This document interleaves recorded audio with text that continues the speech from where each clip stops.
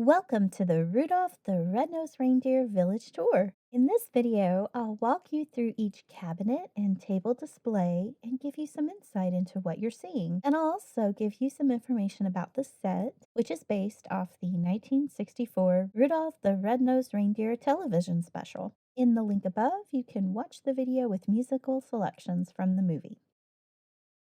To begin, to cabinet 1, this theme is silver and gold. We've got a jingle bell shop, and there really is a jingle bell in the tower. Elf on the shelf, the jewelry shop, a snow factory,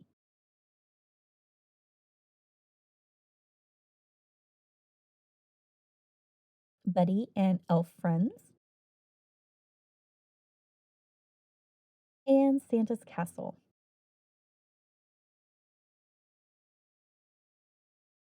We'll jump down to cabinet 2, which is themed Reindeers at Work. And honestly, this cabinet was the last cabinet that we decorated. Unfortunately, it's a little bit sparse. It was the end of the day. In the back is the reindeer flight camp with a little elf aviator on top of the roof, Dasher's sleigh repair, Clarice's bow shop, and the watchtower. All of the village houses have pretty long and repetitive names, so I'm just summarizing. Jumping over to cabinet 3 is a combination of two things, reading and sewing. I've termed this cabinet as reading is so much fun. We start off with the Christmas card shop and the bookshop.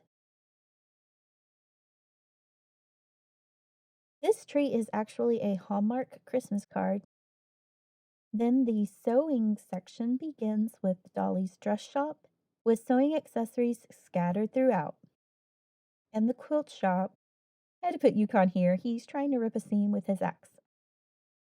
Here's a place to mail your letters to Santa and the elf school. And I had to throw in a little library because, well, we are in a library after all. Cabinet 4 is a mixture of themes. It was originally going to be Misfit Island, then I moved it to reindeers. Well, I finally settled on plants and pets. Here's the nursery where we have mistletoe and gift giving, and a tree lot, the doggy dormitory, and this is a stocking shop. It's the only non Hawthorne Village house that should have gone up with the sewing, but then didn't. And then the pet shop with little paw prints in the snow. We'll jump over to the children's section of the library to the train display. On the left, we have the observatory, and then across the track is Bumble's ornament shop, Charlie's toy shop, the Christmastown fire station, the Misfit airport in the corner, the train station, post office, Hermes dentist office with a reindeer entrance,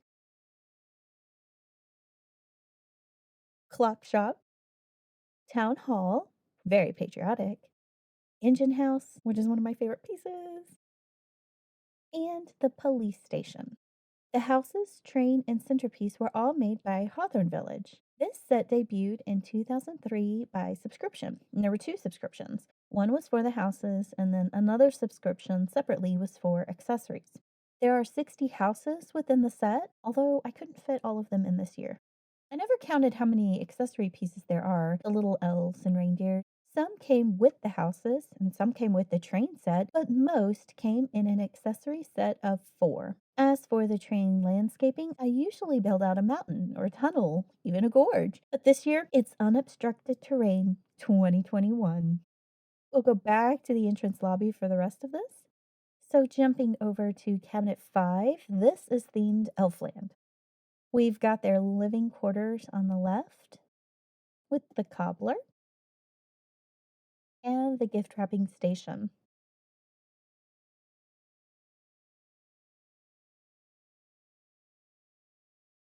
Santa's workshop,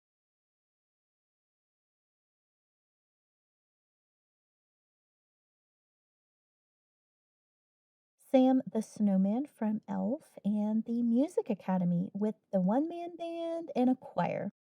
If you're familiar with the 1964 television special that this set is based on, you probably realized pretty early on that these houses were not in the movie. And you would be totally right.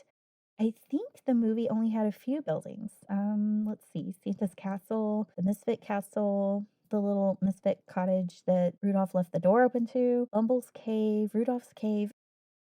There really wasn't much to go off of. I really appreciate that the Hawthorne Village makers took creative liberties and made this Christmas town into a more colorful, more festive place.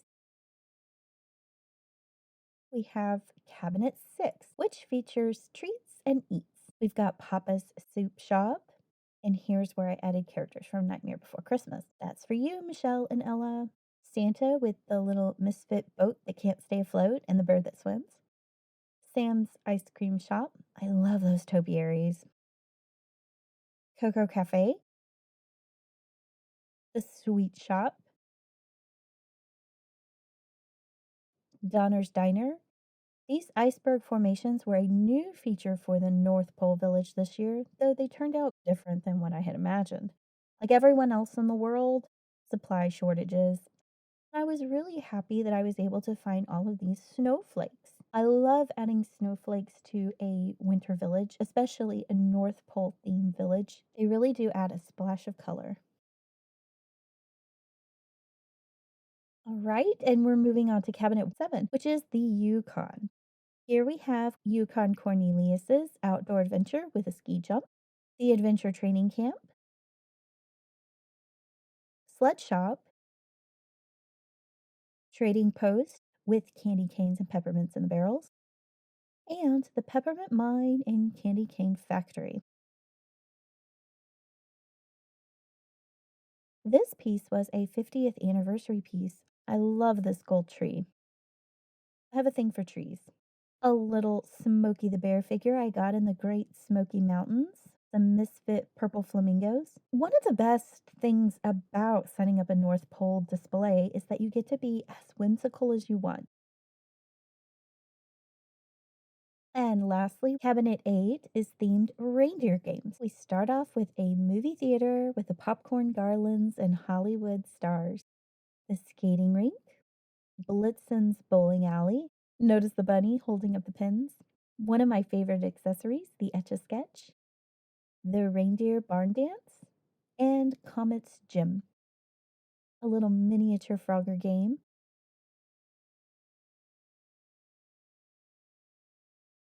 and the Yeti or Abominable Snowman from Monsters, Inc. Notice the ice carved Bumble in the back? Well, he's trying to put a star on the windmill. And here's what all of the cabinets look like along the entrance wall. The one thing that you can't really see well in this video is how detailed all of the pieces really are.